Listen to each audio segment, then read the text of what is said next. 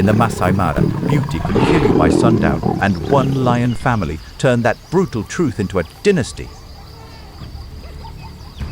Amber plains stretched beneath an enormous blue sky, yet danger lurked everywhere since an unknown rival's roar could wipe out entire bloodlines by dawn.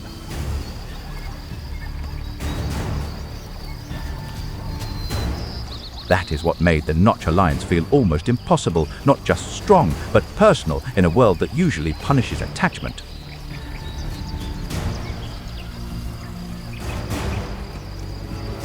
Notch anchored the group, dark-maned, battered, and growing older, yet remaining so fiercely dominant that younger males hesitated to look him in the face. He was a veteran of real combat, the kind of lion shaped by failed hunts, torn ears, old wounds, and victories. Nobody survives by luck. His dominance relied on more than just sheer strength. It required endurance, rhythm, and the calculated focus to anticipate threats long before they materialized. He carried the authority of a king, yet he watched his cubs with the focus of a father protecting more than territory. These offspring, Caesar, Ron, Mighty Long, Grimace, and Notch too, were drawn intimately into the fold rather than facing the typical exile.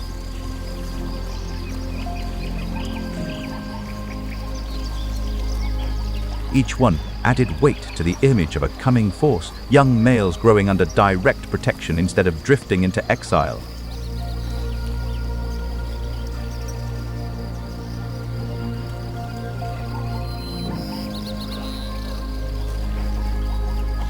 While their titles were unforgettable, their true character developed through how they grew up within a single, breathing network of fierce devotion.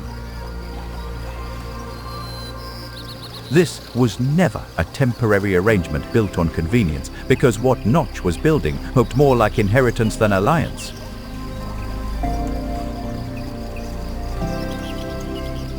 The groundwork was established back in 2004, once Notch and the light males seized dominance from the Marsh Pride patriarchs following brutal combat. That victory lifted Notch onto one of the most valuable pieces of ground in the region, a crown jewel of the Mara.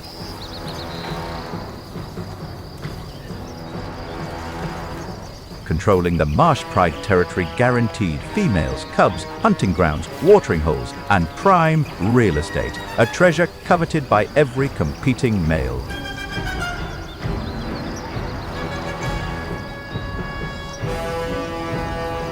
But that same prize carried pressure, because dominance brings food, mating rights, and status, while also painting a target on your back.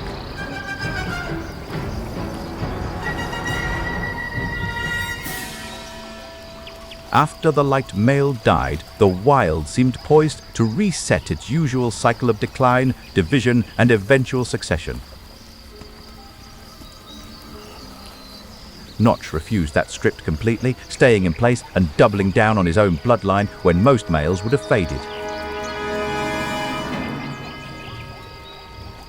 Standard lion behavior dictates that older male offspring leave to reduce conflict and prevent inbreeding, while male coalitions seldom last beyond a few years.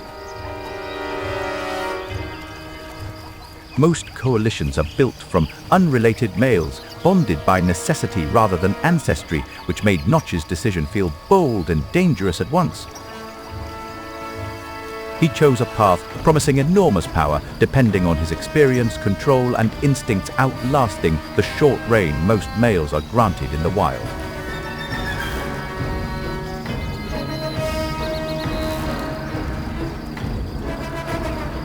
Instead of exiling his sons, he trained them inside the exact world they would someday have to defend with their lives.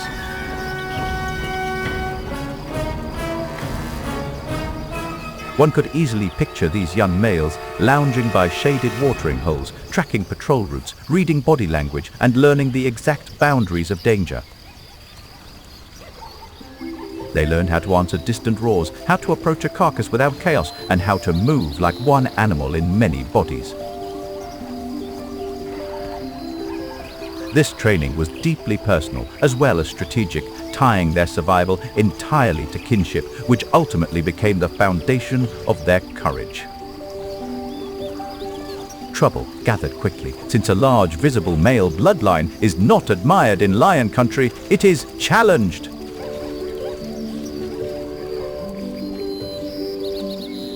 As Notch aged and his offspring continued acquiring knowledge, their prized terrain ensured that invading males would ceaselessly test their defenses for any vulnerabilities.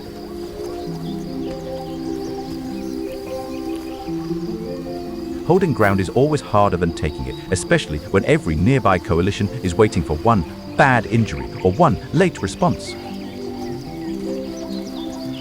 Nevertheless, the Notch Alliance became legendary because they fought as though their shared blood had fused them into one unified, unstoppable force.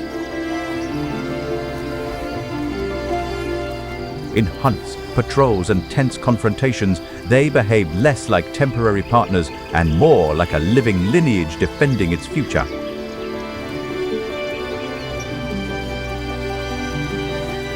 Such cohesion transformed kinship into tactics and tactics into supremacy, demonstrating that a lineage might temporarily hold its ground even within an instinct-driven realm.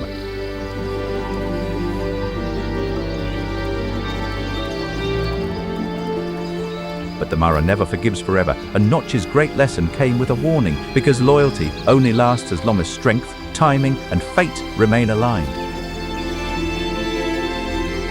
By 2008, the Notch Alliance had evolved from an unusual family bond into a dominant force sweeping through the Masai Mara with deliberate purpose.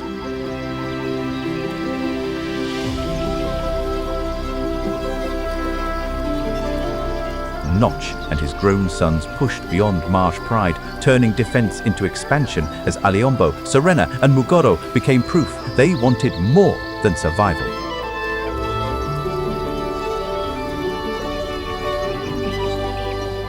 Each new frontier amplified their authority, yet also left them exposed to more rivals, since prime territory attracts competitors the way a fresh kill draws scavengers.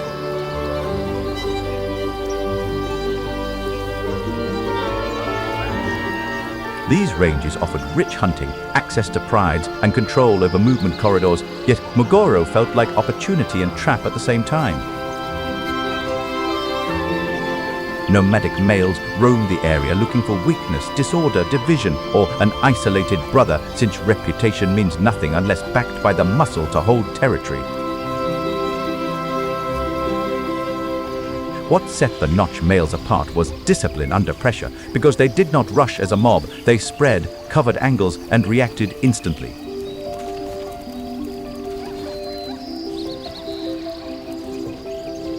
A single member advanced, a second blocked retreat, while a third provided backup whenever a sibling faced isolation, lending the clan a highly militaristic vibe.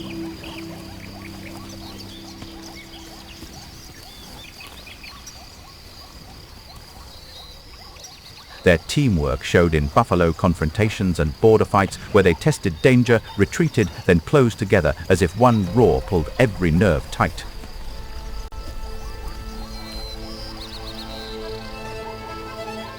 That steadfastness forged their legendary status, since rivals never faced an isolated lion, but rather a coordinated unit built on blood ties, discipline, and raw speed.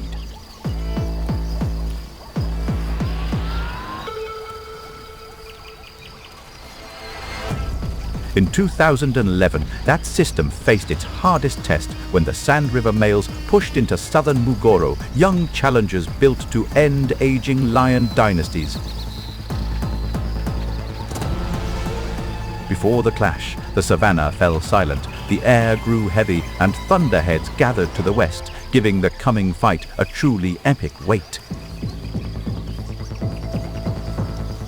A warning roar broke the silence, dust and rain erupted, Ron charged, Caesar sealed the line, and Grimace was briefly swallowed by brutal pressure. Then, Notch charged straight into the heart of the fight, restoring order through sheer intimidation and experience, turning total chaos into a victory for his bloodline. When the storm finally broke, the Sand River males withdrew and the alliance held its ground, battered but still firmly in command. Although this triumph solidified their majesty, it introduced a brutal new phase as Notch grew older while relentless territorial battles steadily exhausted his male offspring. After 2013, the family began thinning one loss at a time, with Mighty Long vanishing, Grimace likely falling near Talek, and Ron killed in 2016.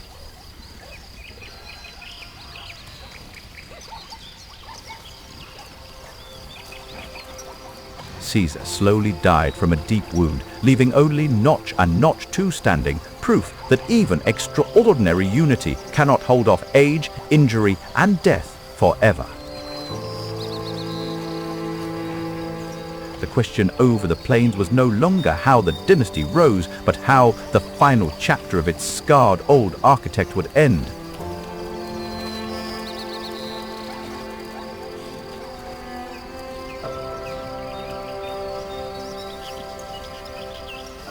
Resting beneath an acacia in 2013, Notch appeared spent rather than beaten, representing the final snapshot of an era nobody believed.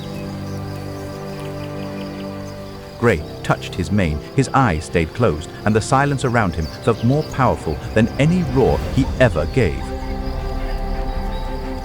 Like a king stepping down without ceremony, he carried only his scars, his memories, and the hard-earned peace that follows a brutal reign. The plains kept moving anyway, and that made the moment hurt, because the world does not pause for legends.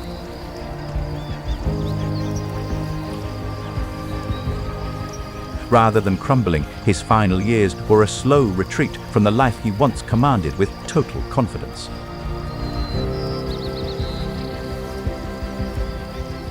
He no longer joined every patrol or chased every challenge across open ground. Shade, riverbanks, and long sleep replaced the constant motion of his prime, especially along the Talek River. Anyone watching could feel the old warrior living more in memory than momentum. That was the real tragedy. His power didn't vanish in one dramatic moment, but faded in plain sight.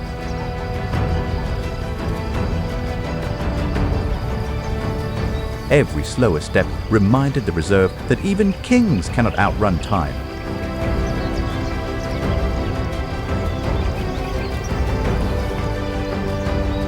Although his physique deteriorated, his aura continued to project command as though history itself accompanied him.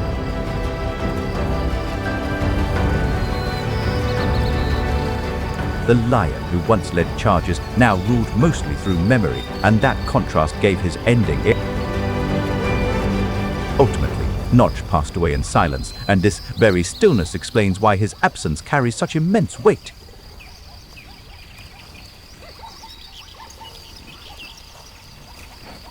There was no final showdown, no desperate stand against rivals, no theatrical last explosion of force.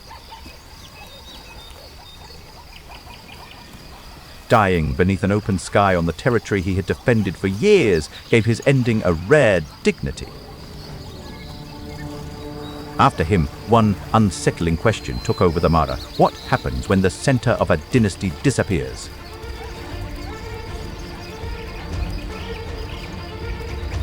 Notch 2 emerged as the final link, joining former triumphs to an unpredictable tomorrow, yet the lineage remained far from finished.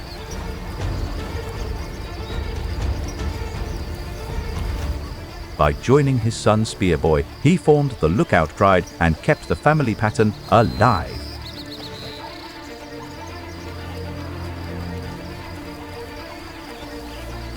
This paternal link mirrored Notch's initial decision, demonstrating that succession could be tactical rather than simply emotional.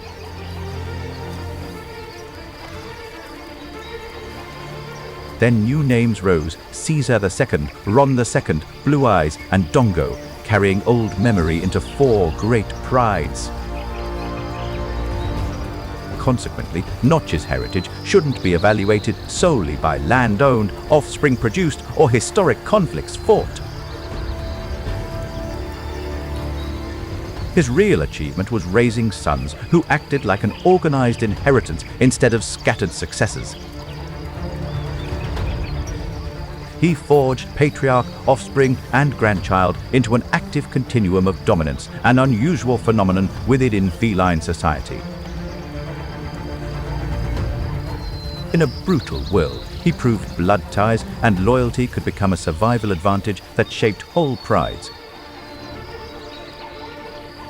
On dry evenings, when the brush rustles and the insects go quiet, a distant roar can still feel like Notch returning through his sons. When sunrise burned across the cracked earth of Sabi Sands, every young male lion faced the same brutal law: leave or be broken. Exile was maturity's first wound, the exact moment safety vanished and the harsh wild met inexperience with starvation. Out there, separation was normal, mercy was brief, and survival usually favored the coldest and most ruthless animals. So what happened next seemed almost unnatural. 6 young males rejected the fate the wild had planned for them. In 2006, inside South Africa's Sabi Sands Game Reserve, a quiet beginning took shape that would later feel enormous.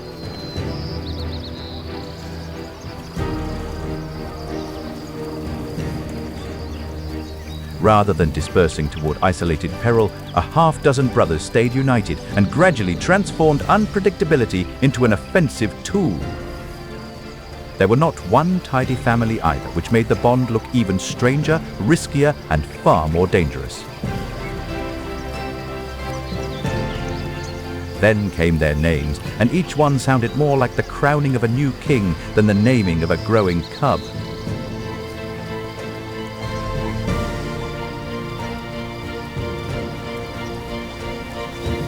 Makulu, Resta, Scar, Pretty Boy, Kinky Tail, and Mr. T entered the story like a roll call of force. Every individual brought a unique intensity, granting the Alliance a distinct character before their complete strength was even exposed.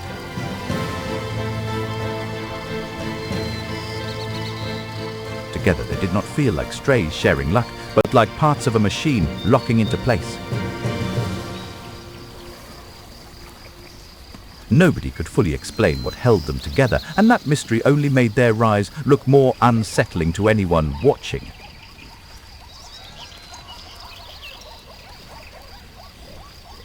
Maybe scarcity pushed them together when isolation looked too costly and one bad night could erase a future.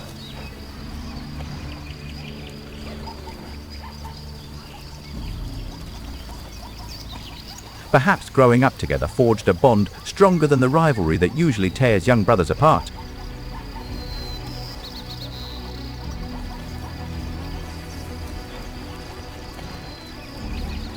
Or maybe instinct recognized a simple truth, that 6 together could do what one alone never could. Their early development happened without fanfare, which somehow made the whole process even more unsettling to watch. They matured in silence, sharpening through hunts, patrols, feeding order, and repeated tests of nerve.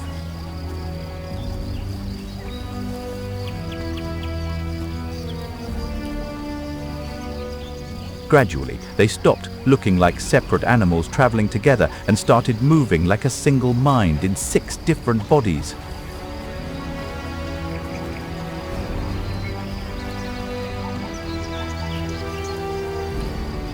The reserve changed the moment that coordination became visible, because animals noticed patterns long. The brothers ate together, advanced together, and faced threats together, as if one was stretched across the plains.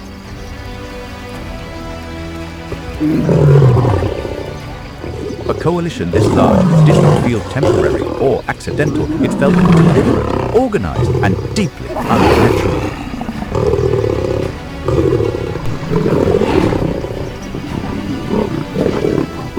This was the turning point where curiosity hardened into fear, transforming a coalition into something extraordinary.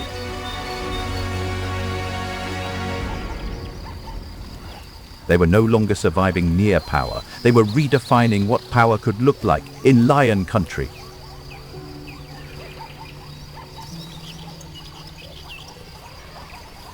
By setting aside individual ego, they built something greater than dominance, a coalition that looked like a rising dynasty. Their movement across the reserve carried more than hunger, because every step suggested planning, patience, and conquest already in motion. Every lion proved lethal individually, yet collectively, they targeted the complete subjugation of an entire territory.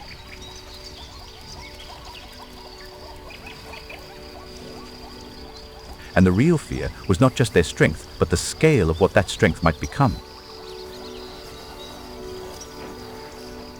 The wilderness had witnessed alliances previously, yet never anything like this, never so massive, so regimented, or so incredibly driven.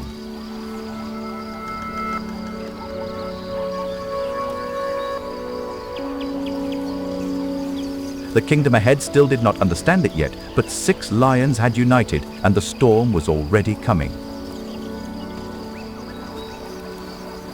Once the Mapogo headed eastward, they didn't merely challenge the former monarchs, they completely obliterated them. Their first victims were 2 aging males who had once controlled the richest female pride in eastern Sabi Sands.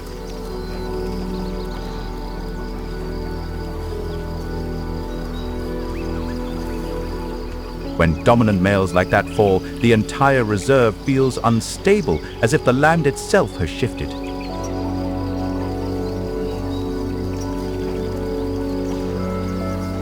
There is no long build-up to their takeover, only 6 different lions collapsing on one objective with frightening speed.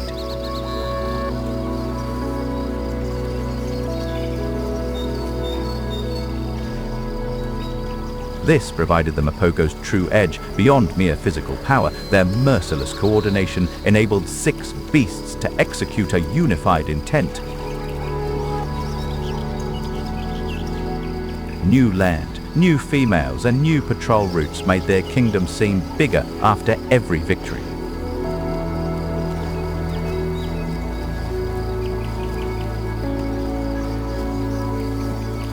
Temporarily, their ascent appeared unstoppable, representing the peak of their invasions before the initial genuine fracture emerged.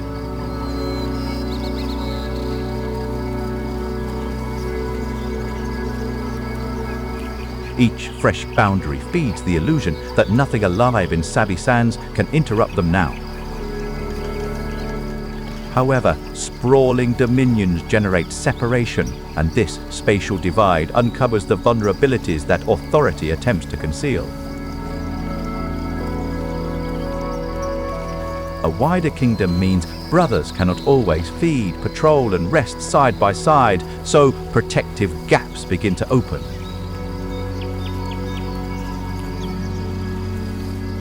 Then arrives a foggy June dawn, and the steep toll of isolation finally turns deeply intimate.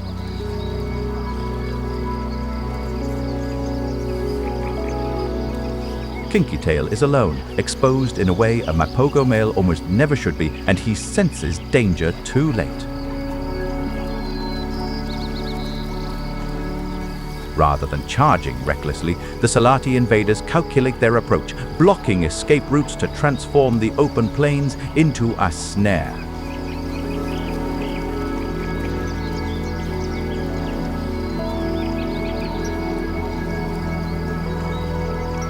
Even ambush is not enough to finish him quickly.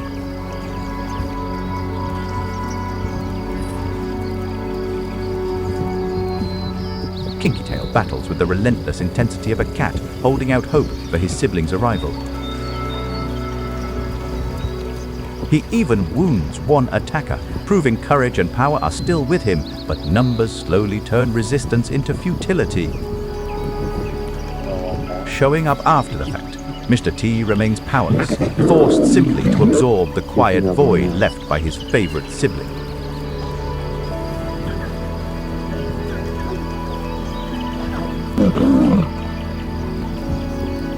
That missing body tells him the alliance is no longer whole, and grief inside him hardens into fury.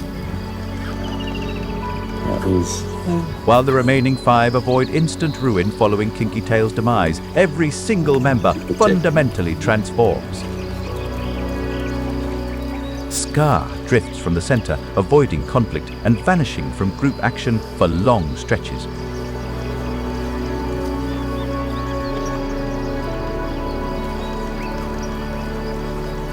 Makulu appears aged, Rasta battles without his usual fire, and Mr. T turns increasingly brutal, directing hostility ignorantly. The kingdom still shows on the map, but the force that built it no longer feels intact.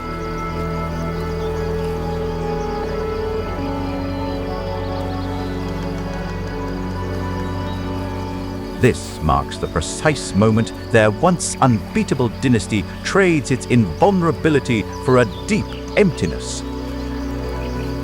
Their territory still stands, but the spirit that built it is like a giant tree rotting from the core.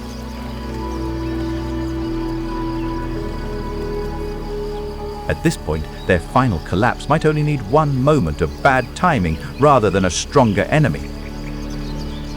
Not every brother falls at once, and that makes the ending more haunting, because they still patrol and fight while the whole reserve waits for the gust that finally brings them down. Following Kinky Tail's passing, the initial surprise wasn't their downfall, but rather the unsettling reality that Mapogo maintained their territory.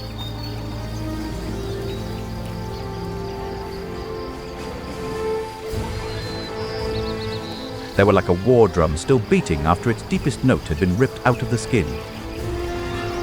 Although they officially retained their domain, the absolute confidence that previously fueled their perimeter sweeps now displayed obvious fractures. That tension made the reserve feel breathless because everybody could sense the Empire was alive in body, not spirit.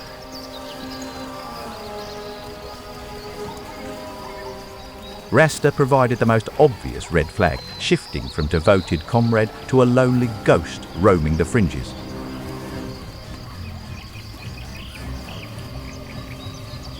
He appeared where scent marks faded, where younger males sniffed for weakness, and where broken lines invited a challenge. His silence felt more chilling than any roar, as though he had given up asserting dominance and was running on pure instinct.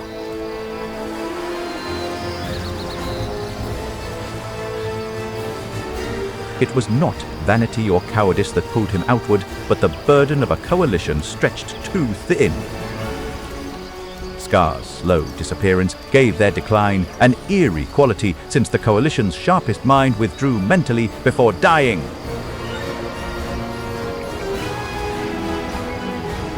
He no longer slept beside his brothers, no longer fed at the center, and no longer looked tied to any stable heart of power.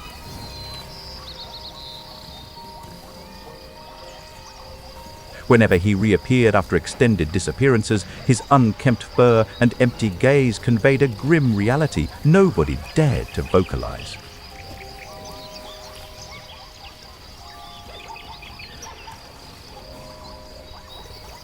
Even wisdom could not fully shield an aging kingmaker from loneliness, hunger, infection, and the slow arithmetic of time.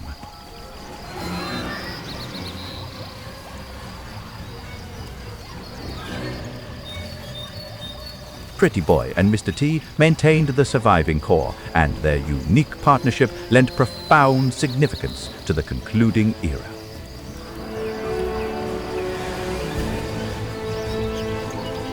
They stayed side by side, not because triumph was near, but because separation now felt too much like surrender.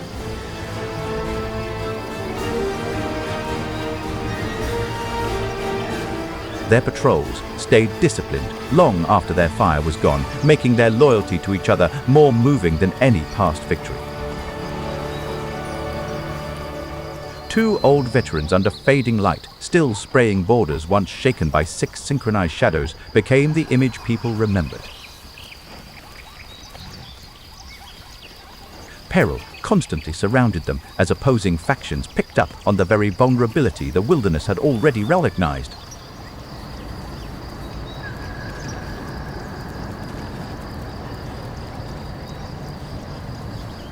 Mapogo was still formidable, but no longer whole, and younger coalitions pushed closer every restless week.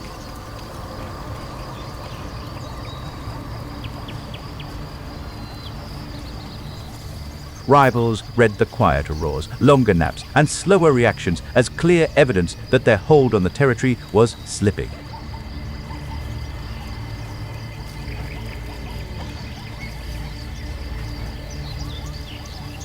Every routine patrol carried suspense, because one late turn or one missed call could become a final mistake.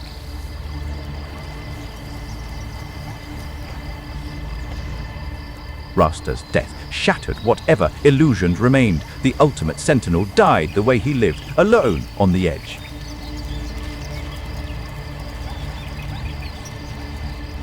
The grass told the story in fragments, multiple tracks, torn earth, and the hard geometry of a stand. The blood mattered less than the unmistakable signs of a fight, still hanging in the quiet aftermath.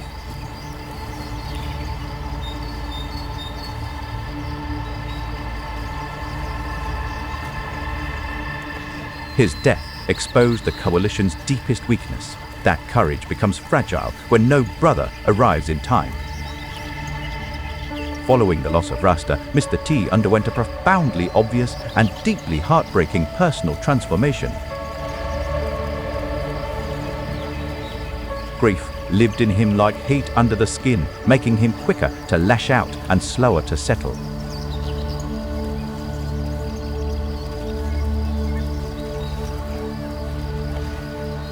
His actions became incredibly unpredictable around his kin, demonstrating how grief twists raw power into a highly volatile, hazardous force.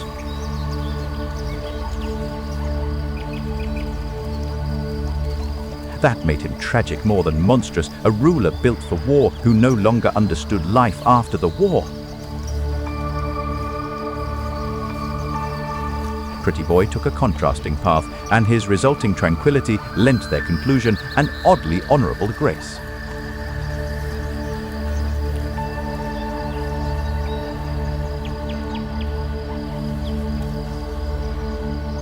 He seemed to accept what Mr. T resisted, as if he knew some dynasties do not end in a crash. Their reign ended quietly, slow walks, shared resting spots, and borders patrolled more out of habit than real dominance.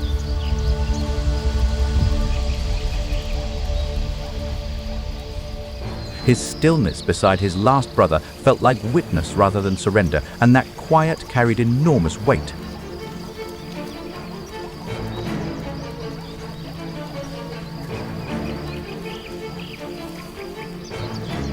Set against each other. Mr. T's restlessness and Pretty Boy's calm, the final Mapogo chapter showed two different ways of carrying their history.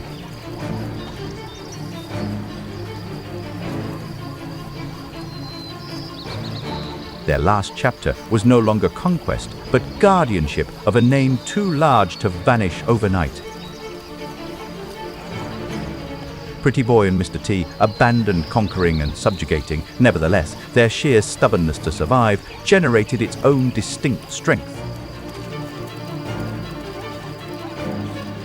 Sunset on their silvering manes made history visible, old rulers living long enough to become symbols instead of threats.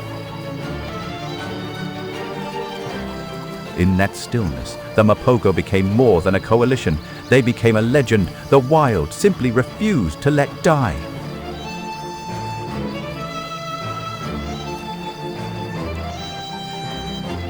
Across Sappy Sands, cubs carrying Mapogo blood turned legacy from story into biology, from rumor into muscle and bone.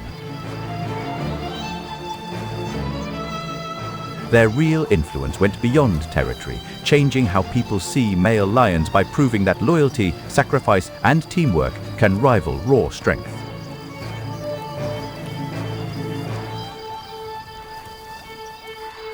Later coalitions, larger and more disciplined, felt like echoes of that design, whether they knew the source or not.